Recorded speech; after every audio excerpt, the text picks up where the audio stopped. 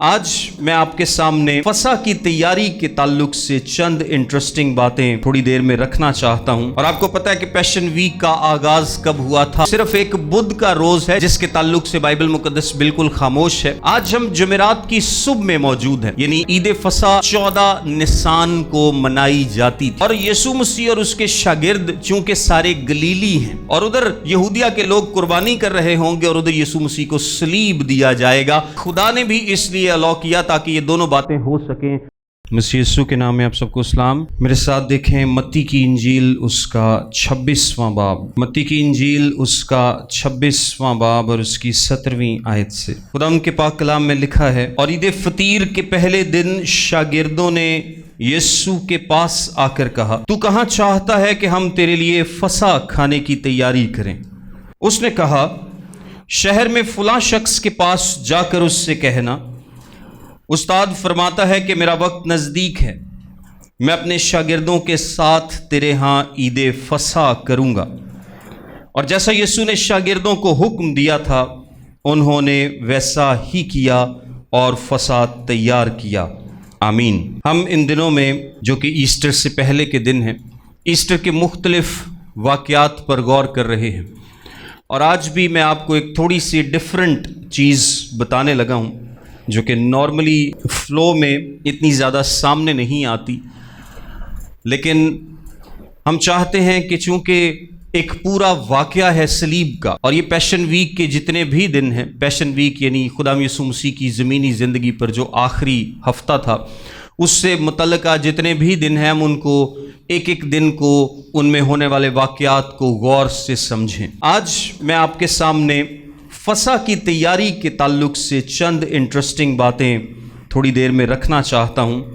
May be آپ نے ان کو سن رکھا ہو اور مے بی آپ لوگوں نے ان کو نہ سنا ہو، لیکن آج ہم ان کے تعلق سے کچھ سیکھیں گے۔ ہم جمعرات کے دن کی بات کر رہے ہیں۔ یہ کون سا دن ہے؟ جمعرات کا دن، آج کا دن نہیں۔ جس دن کا یہ واقعہ ہے وہ کون سا دن ہے؟ جمعرات کا دن ہے۔ اور آپ کو پتہ ہے کہ پیشن ویک کا آغاز کب ہوا تھا؟ ہفتے کے روز سے ہوا تھا، اور یہ ختم کب ہوا تھا؟ جمعے کے روز، یعنی ہفتے سے لے کر جمعے تک یہ جو 7 دن ہیں ان کو ہم پیشن ویک بولتے ہیں۔ اور اس میں صرف ایک بدھ کا روز ہے جس کے تعلق سے بائبل مقدس بالکل خاموش ہے، ورنہ بائبل مقدس میں یہ بھی لکھا ہے کہ ہفتے کے روز وہ لازر مریم اور مارتھا کے گھر میں آتا ہے، پھر آگے اتوار کا دن ہے، پھر آگے سوموار کا دن ہے جب وہ یروشلیم میں داخل ہوتا ہے، پھر منگل کا دن ہے جب ہیکل میں یسوع مسیح تعلیم دیتے ہیں، پھر بدھ کا روز ہے اور بدھ کے روز مکمل خاموشی ہے، پھر جمعرات کا روز ہے اور پھر جمعے کا دن ہے جہاں صلیب یسوع مسیح کو دیا جائے گا۔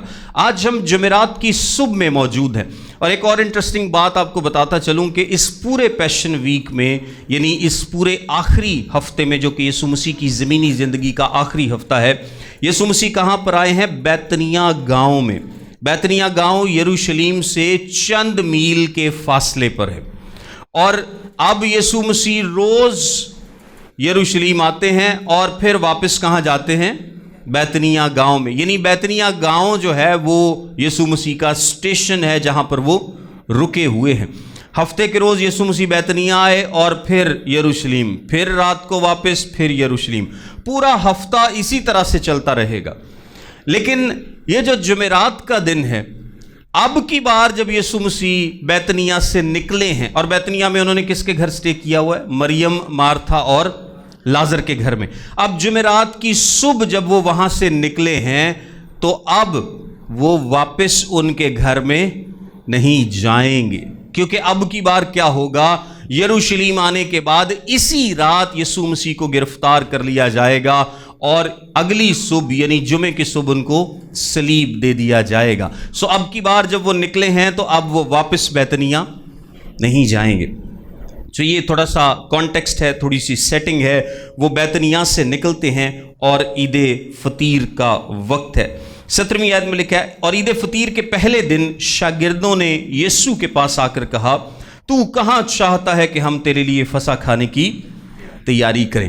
اب یسوع مسیح سے شاگرد ایک سوال پوچھتے ہیں، اور آپ کو پتہ ہے کہ جب عید فسح ہوا کرتی تھی تو پورے اسرائیل سے لوگ عید فسح منانے यरूशलेम में इकट्ठे हुआ करते थे और ईद फसा सिर्फ यरूशलेम में ही मनाई जा सकती थी।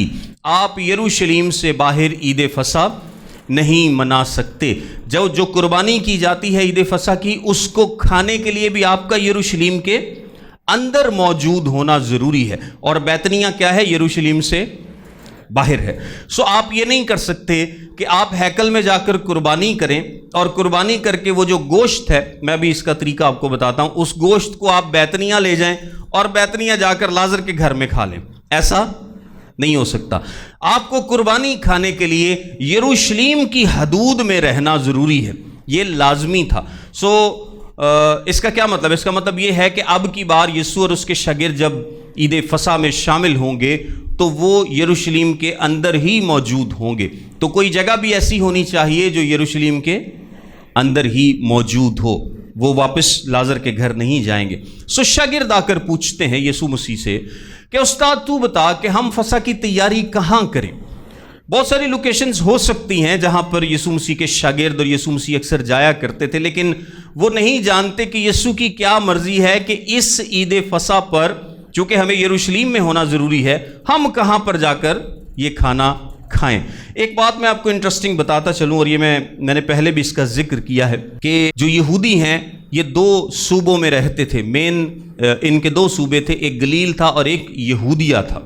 और जो गलील के लोग हैं ये एक दिन पहले ईद फसा मनाया करते थे और यहूदिया के लोग एक दिन बाद में ईद फसा मनाया करते थे। बाइबल ने ऐसा डिस्क्राइब नहीं किया, लेकिन उस ज़माने में ऐसा ही होता था। और चूंकि बहुत ज़्यादा कुर्बानियाँ की जाती थीं, इसलिए लीडर्स ने भी अलाउ कर रखा था कि गलील के लोग एक दिन पहले ईद फसा मनाएं और यहूदिया के लोग एक दिन बाद में। ईद फसा 14 निसान को मनाई जाती थी। 14 निसान को, निसान यहूदी महीना है जो कि तकरीबन मार्च अप्रैल में आता है, उसकी 14 तारीख को ईद फसा की कुर्बानी की जाती थी। दिन के वक्त 2:30 बजे से लेकर 5:30 के दरमियान में, यानी सूरज गुरूब होने से पहले उसकी कुर्बानी की जाती थी। और नॉर्मली जो इसका टाइम था वो 2:30 से लेकर 5:30 था।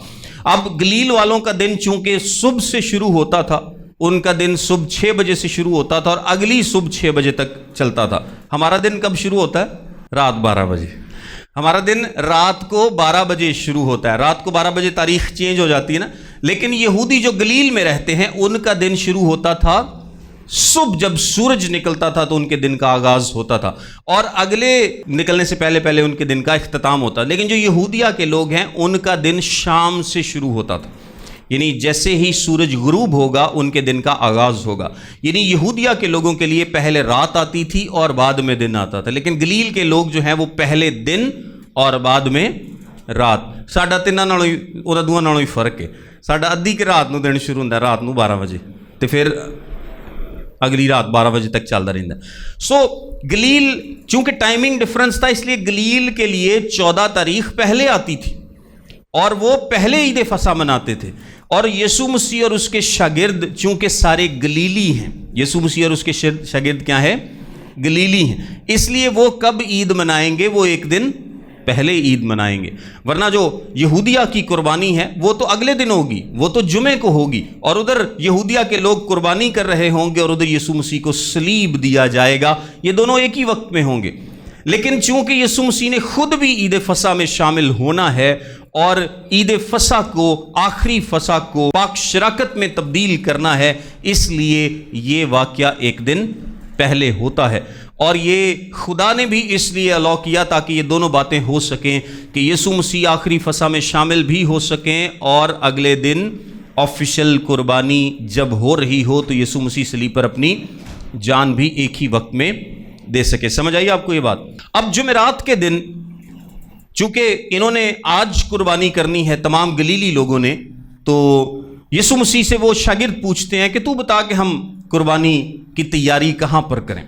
अब कुर्बानी के ताल्लुक से मैं आपको बताता चलूं कि 10 लोगों के पीछे एक बर्रा कुर्बान किया जाता था और कलाम मुकद्दस के मुताबिक जो बर्रा होता था वो 1 साल का मेल नर बर्रा होना चाहिए। 1 साल का नर बर्रा होना चाहिए और वो बर्रा बिल्कुल बेऐब हो, وداؤٹ بلیمش ہو, اس پر کوئی داغ یا جھری نہ ہو. وہ تقریباً 4 دن پہلے, یعنی 14 نسان ہے نا, تو 10 نسان کو وہ برہ خرید لیتے تھے اور 4 دن اسے اپنے پاس رکھتے تھے تاکہ اس سے ایک انس ہو جائے, ایک محبت ہو جائے کہ ہم خدا کے لیے کچھ قیمتی دینے جا رہے ہیں. آلدو کہ 4 دن تھوڑا پیریڈ ہے, لیکن پھر بھی 4 دن میں اتنی سی محبت تو جانور سے ہو جاتی ہے کہ آپ کو دیتے وقت تھوڑی سی تکلیف ہوتی ہے, اور آپ اس بات کو سمجھ سکیں کہ خدا نے اپنا پیارا تمام انسانیت کے لیے قربان کیا. 4 دن پہلے وہ لوگ برہ لے کے رکھ لیتے تھے, لیکن یہ پریکٹس تھوڑی سی اس لیے تبدیل ہو گئی کیونکہ اکثر لوگ جو برہ لے کے رکھتے تھے, کئی لوگ برہ پالتے تھے سال سال, اور مطلب پورا ہی پالتے تھے شروع سے ہی, لیکن جو کاروباری لوگ تھے, ہیکل میں سردار کاہن تھے, کیونکہ ان کی دکانیں بھی تھیں وہاں پہ. ایک جو کاہن تھا وہ انسپیکٹ کرتا تھا برہ, وہ پہلا ویندا سی کہ برہ ٹھیک ہے کہ نہیں. تو جو لوگوں نے اکثر پالے ہوتے تھے یا لوگ دور سے لے کے آتے تھے, وہ کہتے تھے تاڑا نہیں ٹھیک, آپ کو یہاں سے خریدنا پڑے گا. تو آہستہ آہستہ لوگوں نے برے پالنا چھوڑ دیے. انہیں کیا ریجیکٹ ہی کرنا ہے, انہوں نے کہا انہوں نے کیڑی مننی, انہوں نے کہنا دی لات نہیں ٹھیک تے, داند نہیں ٹھیک تے, دا کان نہیں ٹھیک, یہ برہ قربانی کے لائق نہیں ہے, آپ کو ہیکل سے خریدنا پڑے گا. اور ہیکل میں کن کے بازار تھے؟ ہیکل میں بازار تھے کاہنوں کے, سردار کاہن ہنا کے, اور جو بازار تھے ہیکل کے اندر اس کو ایون کہ ہنا کے بازار کہا جاتا تھا. اور آپ کو یاد ہے کہ یسوع مسیح نے 2 دفعہ ان بازاروں کو خالی کرایا تھا. جب کوڑا بنایا تھا تو 2 دفعہ خالی کرایا, تو وہاں پر یہ کاروبار ہو رہا تھا کیونکہ لوگ اور کرنسی لے کے آتے تھے, وہ کرنسی ایکسچینج کے نام پہ لوگوں کو لوٹتے تھے, وہ برے بیچنے کے نام پہ لوگوں کو لوٹتے تھے. پھر کبوتروں کی قربانیاں ہوتی تھی, کبوتر بیچنے کے نام پہ جو غریب لوگ تھے وہ کرتے تھے, لوگوں کو لوٹا جاتا تھا. تو یسوع مسیح نے ان کو وہاں سے نکالا بھی تھا. اب شاگرد کیا کریں گے؟ شاگرد بھی سیم ہی پروسیس فالو کریں گے, یعنی وہ ایک برہ خریدیں گے, برہ خریدنے کے بعد اس کی قربانی کریں گے, اور قربانی کرنے کے بعد تیاری کریں گے. اور وہ یسوع مسیح سے آ کے پوچھتے ہیں کہ تو بتا کہ ہمیں یہ تیاری کہاں کرنی ہے. یسوع مسیح نے ایک بڑا انٹرسٹنگ جواب دیا ہے, لکھا ہے اس نے شہر میں کہا فلاں شخص کے پاس جا کر اس سے کہنا استاد فرماتا ہے کہ میرا وقت نزدیک ہے, میں اپنے شاگردوں کے ساتھ تیرے ہاں عید فصح کروں گا. یہ بڑی ایک عجیب بات سننے میں لگتی ہے کہ شاگردوں سے کیا کہا گیا ہے, اور یہ کتنے شاگردوں سے کہا گیا ہے؟ صرف 2 شاگردوں سے, پطرس اور یوحنا سے. پطرس اور یوحنا سے. میرے ساتھ اگر آپ مرکز کی انجیل اس کا 14واں باب دیکھیں, مرکز 14 باب اور اس کی 13 اور 14 آیت. اس نے اپنے شاگردوں میں سے 2 کو بھیجا اور ان سے کہا شہر میں جاؤ, ایک شخص پانی کا گھڑا لیے ہوئے تمہیں ملے گا, اس کے پیچھے ہو لینا, اور جہاں وہ داخل ہو اس گھر کے مالک سے کہنا ہے استاد کہتا ہے میرا مہمان خانہ جہاں میں اپنے شاگردوں کے ساتھ فصح کھاؤں کہاں ہے؟ وہ آپ تم کو ایک بڑا بالا خانہ آراستہ اور تیار دکھائے گا, وہیں ہمارے لیے تیاری کرنا. اب 2 شاگرد جن کو بھیجا گیا ہے پطرس اور یوحنا کو, ان کو ایک نشانی دی گئی ہے کہ تم شہر میں جاؤ گے. اور نارملی کہا جاتا ہے کہ یروشلم کی آبادی ان دنوں میں 10 سے 20 لاکھ ہوا کرتی تھی, کیونکہ لوگ زیادہ تر عید منانے آئے ہوتے تھے. سو بہت زیادہ رش تھا, چھوٹا سا شہر اور بے انتہا رش, گلیاں ساری بھری ہوئی. تو نشانی کیا دی گئی ہے کہ ایک شخص گھڑا لیے ہوئے ملے گا, اور کچھ نہیں بتایا گیا. یسوع مسیح یہ بھی تو کہہ سکتے تھے کہ جاؤ اور فلاں فلاں مسٹر کے پاس جاؤ, یا مسٹر شکیل کے پاس جاؤ, مسٹر رمضان کے پاس جاؤ, یا جو بھی نام ہوں گے, مسٹر یہودا کے پاس جاؤ. لیکن یسوع مسیح نے کوئی نام نہیں بتایا, کوئی گلی نہیں بتائی, کوئی علاقہ نہیں بتایا. اس کی وجہ کیا ہے؟ اس کی وجہ یہ ہے کہ یسوع مسیح کے 7 شاگردوں میں یہودا اسکریوتی بھی موجود تھا. اور اس سے پہلے لکھا ہے کہ جب یسوع کے پاؤں پر عطر ڈالا گیا تو وہ اس وقت سے کیا کر رہا تھا؟ موقع ڈھونڈ رہا تھا کہ یسوع مسیح کو کس طرح سے پکڑوائے. وہ اس وقت سے موقع کی تلاش میں ہے. لیکن چونکہ پیشن ویک میں یسوع مسیح لازر کے گھر سے ہیکل میں روز آتے ہیں, روز واپس جاتے ہیں, تو ان کے ساتھ بہت دنیا ہوتی ہے, بہت زیادہ رش ہوتا ہے. تو یہودا اسکریوتی کو کوئی موقع نہیں مل رہا تھا کہ وہ کس طرح سے یسوع مسیح کو تنہائی میں پکڑوا سکے, کیونکہ وہ نہیں چاہتا تھا کہ بہت زیادہ رش میں, اور وہ بھی نہیں چاہتے تھے کہ رش میں پکڑا جائے, بلکہ وہ چاہتے تھے کہ کوئی تنہائی ہو, کوئی الگ جگہ ہو, کوئی ایسا وقت ہو جس میں وہ یسوع مسیح کو پکڑوائے اور لوگوں کو بھی پتہ نہ چلے, اور لوگوں کے اٹھنے سے, ان کے ہوش سنبھالنے سے پہلے ہم یسوع مسیح کو کیا کریں؟ صلیب پر دے دیں یا جو بھی اس کے ساتھ کرنا ہے ہم کر لیں. سو یہودا کو موقع نہیں مل رہا تھا. ابھی بھی یسوع مسیح یہودا کو موقع نہیں دینا چاہتے, کیونکہ اگر یہودا کو پتہ چل جائے گا کہ فلاں شخص کے ہاں عید فصح منائی جائے گی یا یسوع مسیح وہاں پر بیٹھ کر عید فصح کو منائیں گے, تو یہودا اسکریوتی کیا کرے گا؟ سردار کاہنوں کو اس گھر میں لے آئے گا. تو جو وقت یسوع مسیح اپنے شاگردوں کے ساتھ گزارنا چاہتے ہیں وہ کیا ہوگا؟ ڈسٹرب ہو جائے گا. اور اس کے بعد باغ گتسمنی میں جو وقت یسوع مسیح دعا میں گزارنا چاہتے ہیں وہ بھی کیا ہوگا؟ ڈسٹرب ہو جائے گا. سو جب تک یسوع مسیح اپنے شاگردوں سے گفتگو نہیں کر لیتے, اور یہ گفتگو بڑی لمبی ہے, آپ کو پتہ ہے جمعرات کی رات کو عید فصح کے وقت جو یسوع مسیح نے اپنے شاگردوں سے گفتگو کی وہ بڑی لمبی گفتگو ہے. وہ یوحنا کی انجیل کے 13ویں باب سے 17 باب تک تقریباً 4-5 چیپٹرز ہیں جو کس گفتگو کو کیا کرتے ہیں؟ ریکارڈ کرتے ہیں. اور یسوع مسیح نے دعا بھی کی ہے اپنے شاگردوں کے لیے, اور بہت ساری باتیں ان سے کی ہیں اپنے جانے سے متعلق, اور آگے مطلب یسوع مسیح نے کھل کر ان سے تمام باتیں کی ہیں. اور اس کے بعد یسوع مسیح نے گتسمنی باغ میں جا کر دعا بھی کی ہے. سو یہ ساری چیز ڈسٹرب ہو جاتی اگر یہودا کو پتہ چل جاتا کہ وہ کہاں جانے والے ہیں. سو یسوع مسیح نے 2 شاگردوں کو بھیجا. یسوع کو خود تو پتہ ہے کہ اس نے عید فصح کہاں منانی ہے, لیکن چونکہ وہ سب کو نہیں بتانا چاہتا اس لیے اس نے 2 شاگردوں کو بھیجا, نشانی کیا دی کہ ایک شخص گھڑا لیے ہوئے ملے گا. اب آپ سوچتے ہوں گے کہ ہو سکتا ہے کئی شخص گھڑا لیے ہوئے ملے, لیکن یہ کامن نہیں تھا. آج کل تے کامن ہے موٹر سائیکل تے بوتل رکھ کے سارے فلٹر والوں جاندے نے بندے. اس زمانے میں یہ کامن نہیں تھا. اس زمانے میں گھڑے کون اٹھایا کرتا تھا؟ عورتیں اٹھایا کرتی تھی, مرد نہیں اٹھاتے تھے. سو اس کا کیا مطلب ہے کہ یہ کامن چیز نہیں ہے کہ مرد گھڑا لیے ہوئے ملے. وہ شہر میں جائیں گے, وہ گلیوں میں جا رہے ہوں گے, ان کو ایک مرد نظر آئے گا جس نے گھڑا اٹھایا ہوگا. وہ جس گھر میں جائے تم نے اس کے پیچھے چلے جانا ہے اور اس سے جا کر کہنا ہے کہ استاد کہتا ہے کہ جہاں میں فصح کہوں وہ جگہ کہاں ہے. سو ایک خفیہ کوڈ کے طور پر ان کو یہ بات بتائی گئی ہے تاکہ یہودا کو نہ پتہ چلے. یسوع مسیح اپنے شاگردوں سمیت وہاں جائیں گے کیونکہ یسوع کو اس جگہ کا پتہ ہے. اور یسوع مسیح اور شاگردوں کے وہاں جانے سے پہلے پطرس اور یوحنا کیا کریں گے؟ جو فصح کا برہ ہے اس کو تیار کر چکے ہوں گے, اور پھر یسوع مسیح بھی جائیں گے. اب آپ کو پتہ ہے کہ جب یسوع مسیح وہاں پر جاتے ہیں تو یہودا اسکریوتی بھی ساتھ جاتا ہے, اور پہلے پیالے کے بعد وہ نوالا لیتا ہے اور وہ کیا کرتا ہے؟ وہاں سے نکل جاتا ہے. اور وہ کہاں جاتا ہے؟ سردار کاہنوں کے پاس. لیکن سردار کاہنوں کے پاس جا کر ان کو لانے میں اتنا وقت لگ گیا کہ یسوع مسیح وہاں سے باغ گتسمنی جاتے ہیں اور وہاں پر دعا بھی کر لیتے ہیں, اور سارا کچھ کرنے کے بعد وہ پلٹن کو لے کر آتا ہے. آئیے میں آپ کو بتاتا ہوں کہ یہ جو تیاری تھی عید فصح کی, اس میں کیا شامل تھا. اس میں جو قربانی کی جاتی تھی اس کا وقت عموماً 2:30 سے لے کر 2:30 یا 3 بجے سے لے کر شام 5:30 بجے تک, 5 سے 5:30 تک ہوا کرتا تھا. اس کا کیا مطلب ہے کہ آپ کے پاس 2 سے 3 گھنٹے ہیں, اور اگر 10 سے 20 لاکھ آبادی ہے, یا کچھ تو اس کو 25 لاکھ تک کہتے ہیں, تو اس کا کیا مطلب ہے کہ اگر 25 لاکھ آبادی ہے اور 10 پیچھے ایک برہ قربان ہوگا تو کتنے برے قربان ہوں گے؟ تقریباً 2.5 لاکھ برے. اور اگر 10 لاکھ کی آبادی ہے اور 10 کے پیچھے ایک برہ قربان ہوتا ہے تو کتنے برے قربان ہوں گے؟ تقریباً 1 لاکھ برے. بہرحال تعداد بہت بڑی ہے. اور اس زمانے میں آپ تھوڑا سا امیجن کر کے دیکھیں کہ یسوع مسیح کے زمانے میں تقریباً 18,000 کاہن تھے, اور صرف کاہن جو ہے وہی قربانی کر سکتا تھا, اس کے علاوہ اور کوئی قربانی نہیں کر سکتا. اچھا, جو قربانی کرنے کا طریقہ کیا تھا؟ یہ جو 18,000 کاہن ہیں یہ سارے کے سارے آ جایا کرتے تھے اور لوگوں کو ہیلپ کرتے تھے قربانی کرنے میں.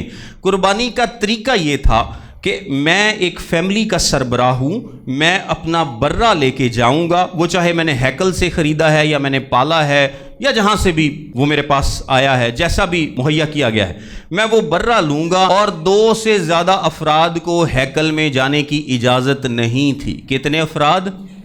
2 سے. ویسے تو سب کا ہی دل کرتا ہوگا, لیکن جس طرح ہسپتال والے نے پابندی لائی ہوندی ہے نا کہ ایک بندہ ہی نال رہ سکتا ہے کیونکہ رش بہت ہو جاتا ہے. کی خیال ہے؟ تو ہیکل میں بھی بہت زیادہ رش نہ ہو اس لیے صرف 2 لوگ جا سکتے تھے, اور 2 یسوع مسیح نے بھیج دیے تھے, پطرس اور यूहन्ना। ये लोग क्या करेंगे, ये अपना बर्रा लेके हैकल में जाएंगे और वहां पर बहुत सारे काहिन मौजूद हैं। वहां पर ये सबसे पहले बर्रे को हलाल करेंगे या ज़िबा करेंगे या उसका गला काटा जाएगा। अब जो मज़बा है वो बहुत बड़ा मज़बा था और मज़बे का साइज जो था मैं आपको बताता हूं, तकरीबन ये 15 फुट ऊंचा और 48 फुट चौड़ा और 48 फुट लंबा था। ये बहुत बड़ा मज़बा था। 48 फुट आप देखें कि एक अच्छी खासी 5 मरले का प्लाट जिहड़ा पिछे नूं 45 फुट लंबा होंदा है, तो उससे भी थोड़ा सा लंबा और चौड़ा। सो बहुत बड़ा मज़बा है और ऊंचा था और एक साइड से रैंप बनाया गया था जिससे आप मज़बे के ऊपर जा सकते थे। गौर से समझिएगा, मज़बा ऐसे चकोर मज़बा है, ये तो चकोर नहीं है लेकिन आप चकोर मज़बा है और ये 15 फुट ऊंचा है। एक साइड से रैंप बनाया गया है क्योंकि कलाम के मुताबिक सीढ़ियां बनाना मना था। मज़बे पर सीढ़ियां नहीं थी, एक साइड से रैंप था जिस पर आप ऐसे चढ़ के ऊपर जा सकते थे और मज़बे के चारों साइडों पे एक एक सींग था। जो फसा की कुर्बानी है, इसका जो ब्लड था, क्योंकि डिफरेंट किस्म की कुर्बानियां हैं, फसा की कुर्बानी का जो ब्लड था ये मज़बे की बेस पर छिड़का जाता था। मज़बे की बेस पर छिड़का जाता था और मज़बे की 4 साइडें थी, मशरिक, मगरिब, शिमाल और जनूब। वो जो रैंप था वो जनूबी साइड पर था और बाकी आप समझें कि जब आप मज़बे के सामने खड़े होंगे तो आपके सामने 15 फुट ऊंचा मज़बा है। सो काहिन सिंपली ये करता था कि वो 2 साइडों पर यानी 2 नुकरों पर ब्लड को छिड़कता था। अब नुकर पर ब्लड छिड़कने का मतलब ये है कि आपकी दोनों साइडें उससे कवर हो जाएंगी, यानी आप जनूबी और मशरकी साइड की नुक्कर पर ब्लड छिड़केंगे, यानी अगर मैं इस नुक्कर पर ब्लड छिड़कूं तो इस साइड पे भी लगेगा और इस साइड पे भी लगेगा। इसी तरह फिर मैं इस साइड पर जाकर ब्लड को छिड़कूंगा तो इधर भी लगेगा और इधर भी लगेगा। सो मगरबी और शिमाली साइड और जनूबी और मशरकी साइड दोनों नुकरों पर काहिन ब्लड छिड़कता था। तरीका यह है कि आप बर्रा लेकर आए, गला कौन काटेगा? लाने वाला। गला कौन काटेगा? लाने वाला। याद रखिएगा, काहिन गला नहीं काटेगा, यानी ज़िबा कौन करेगा? जो लाया है। अगर मैं सरबराह हूं तो मैं ज़िबा करूंगा। मैं या 10 लोग या 20 लोगों ने, और पड़ोसियों को भी इजाज़त थी कि अगर आपके घर में 2-3 ही लोग हैं तो आप पड़ोसियों को भी मिला लें ताकि आपका एक रीजनेबल नंबर बन जाए। तो फिर हम एक शख्स मुकर्रर करेंगे, तो जो शख्स हमारी खातिर वो बर्रा लेकर गया है वो गर्दन पर छुरी चलाएगा। जिस तरह यूहन्ना और पतरस गए तो इन दोनों में से कोई एक गर्दन पर छुरी चलाएगा। अब गर्दन पर छुरी चलाएंगे तो ब्लड निकलेगा।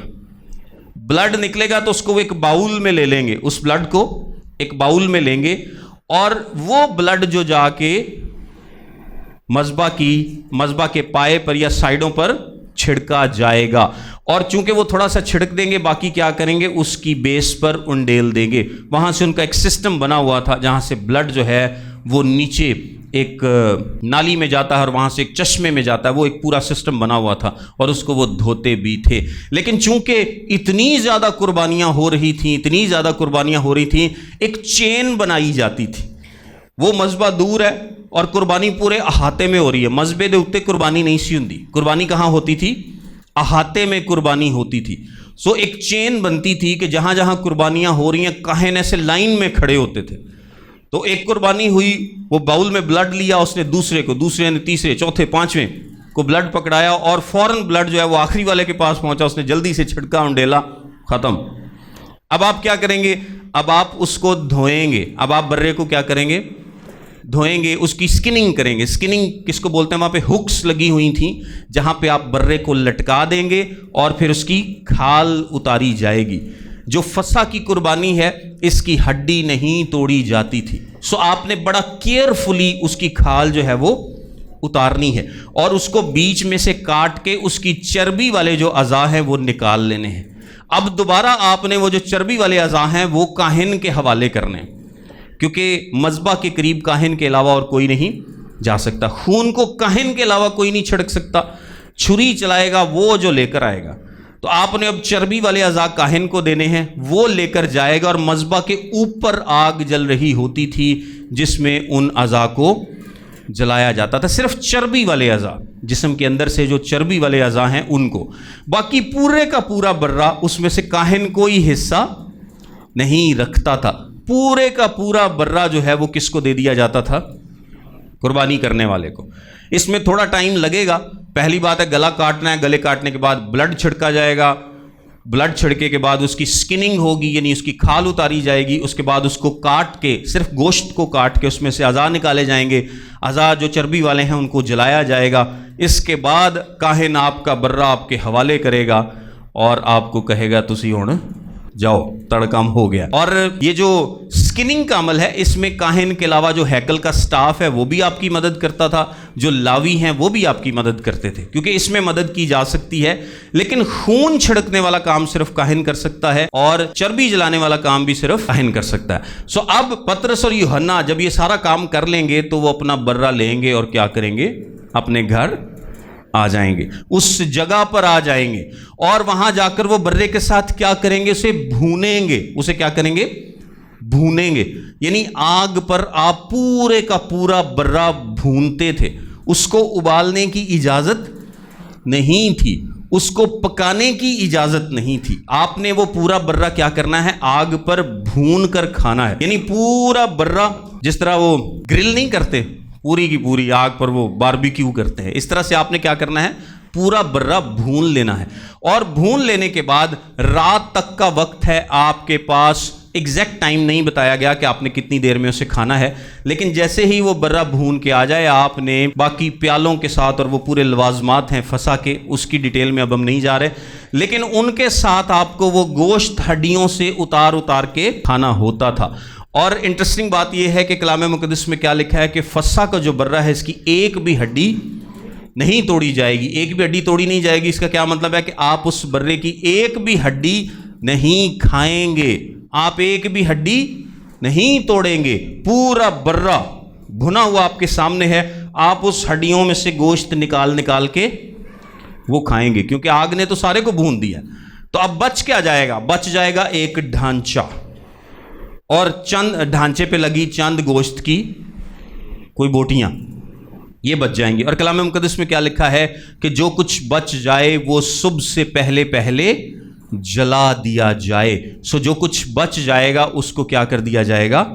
جلا دیا جائے گا. اس کو کیا کیا جائے گا؟ جلا دیا جائے گا. یہ ایک انٹرسٹنگ بات ہے. میں اس کو یہاں پہ کلوز کرتا ہوں، اور مجھے امید ہے کہ آپ نے کافی نئی باتیں اس میں سے سیکھی ہوں گی اس پورے پروسیس کے تعلق سے. ایک بات میں اینڈ پہ آپ کو بتاتا ہوں. میرے ساتھ ایک دیکھیں حوالہ رومیو کا خط، اس کا 8واں باب اور اس کی 28ویں آیت. اور ہم کو معلوم ہے کہ سب چیزیں مل کر خدا سے محبت رکھنے والوں کے لیے بھلائی پیدا کرتی ہیں، یعنی ان کے لیے جو خدا کے ارادے کے موافق بلائے گئے.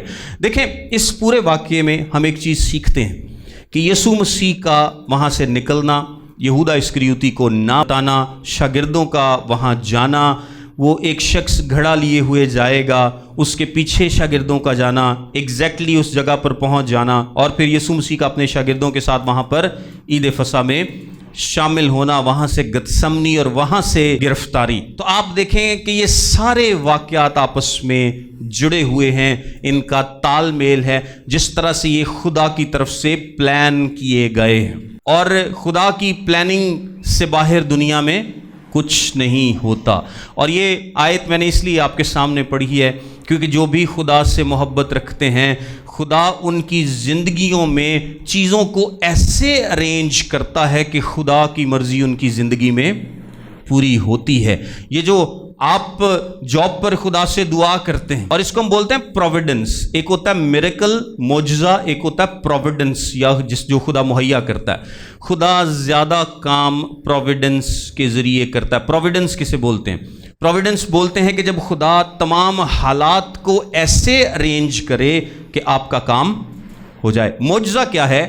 کہ خدا قدرت کو، قانون قدرت کو روک دے اور پھر آپ کا کام ہو جائے. معجزہ بھی ہو سکتا ہے، معجزہ بھی ہو سکتا ہے، اور خدا معجزات بھی کرتا ہے. لیکن خدا زیادہ تر کام کیسے کرتا ہے؟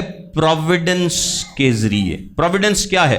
آپ کی جاب پر حالات مشکل ہیں تو خدا نے آپ کے باس کے دل کو نرما دیا، آپ کے دشمنوں کے دل کو نرما دیا، آپ کے آس پاس حالات ایسے پیدا کر دیے کہ سب کچھ آپ کے لیے اچھا ہونے لگا. آمین. یہ بیسیکلی خدا کی پروویڈنس ہے. کلام میں لکھا ہے سب چیزیں مل کر خدا سے محبت رکھنے والوں کے لیے بھلائی پیدا کرتی ہیں۔ یوسف کی زندگی میں آپ پروویڈنس کو دیکھتے ہیں کہ ان کے بھائیوں نے کیا کیا، برا سوچا، لیکن خدا نے اس کو اچھائی میں بدل دیا، کنویں میں پھینکا، بیچ دیا، پوتیفار کے گھر جانا، غلاموں کی طرح بیچا جانا، یہ سب کچھ، لیکن خدا نے ان سب سے بھلائی پیدا کی اور اس کو مصر کا وزیر اعظم بنا دیا۔ اور بھی بائبل مقدس میں آپ کو بہت ساری مثالیں ملتی ہیں، آپ کو اپنی زندگی میں بہت ساری مثالیں ملیں گی کہ کس طرح سے خدا نے آپ کے محلے میں لوگوں کے دلوں کو تبدیل کیا، کس طرح سے آپ کے ماں باپ کے دل کو تبدیل کیا، آپ کے بہن بھائیوں کے دل کو تبدیل کیا، آپ کے ارد گرد کے لوگوں کے دلوں کو تبدیل کیا۔ ہزاروں لوگ، ہزاروں سوچیں، ہزاروں دماغ خدا نے تبدیل کر دیے، اور خدا نے ایسا سب کچھ ارینج کیا کہ آپ کے لیے بھلائی پیدا ہونے لگی۔ آمین۔ یہ خدا کا کام ہے جو وہ آپ کی زندگی میں کرتا ہے، یہ وہ اس وقت بھی کرتا تھا، وہ آج بھی کرتا ہے، اور وہ آگے بھی ایسا کرتا رہے گا۔ اور آپ کو کیا کرنا ہے؟ آپ کو صرف اور صرف خدا پر بھروسہ کرنا ہے، اس پر ایمان رکھنا ہے۔ اگر آپ اس پر بھروسہ کریں گے، اس پر ایمان رکھیں گے، تو وہ آپ کی زندگی سے تمام مشکلات کو دور کرنے اور آپ کو اپنی مرضی کے مطابق چلانے اور تمام چیزوں کو ایسے ارینج کرنے کہ آپ کی زندگی میں اس کی مرضی پوری ہو قادر ہے۔ آمین۔ God bless you all.